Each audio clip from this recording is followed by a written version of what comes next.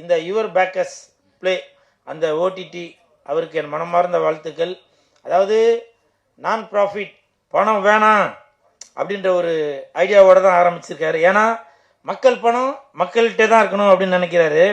மக்கள் பணத்திலிருந்து ஒரு பைசா கூட தொடமாட்டேன், தொடவும் விடமாட்டேன், தொட்டாலும் விடமாட்டேன், இதற்கு முன் தொட்டவர்களையும் விடமாட்டேன் அப்படின்னு எப்படி சட்டமன்றத்தில் விஜய் சார் சொன்னாருங்களோ அதே மாதிரி இப்போவும் 2031 ஒருவேளை பாண்டிச்சேரியிலேயோ இல்லை தமிழகத்திலே கூட முதலமைச்சராக கூட வரலாம்.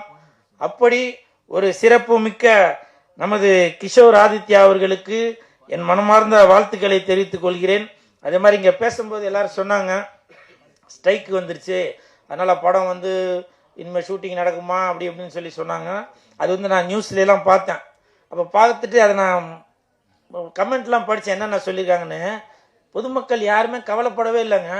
அவங்க ஒரே வார்த்தை தான் போட்டிருக்காங்க. என்னன்னாக்க படம் வந்தாலும் சரி வராட்டி சரி அதை பற்றி எங்களுக்கு கவலை இல்லைங்க, எங்களுக்கு சட்டசபையில் நடக்கிறதே அது ஒரு படம் மாதிரி தான் இருக்கு.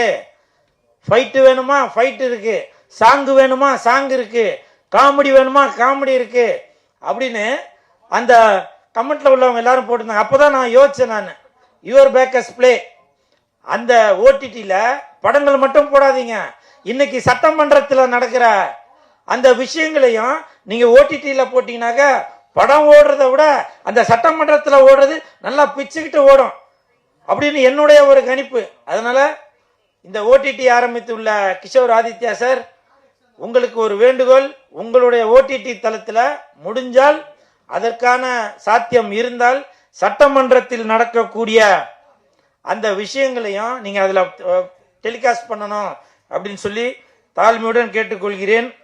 எழுதி வச்சதெல்லாம் படி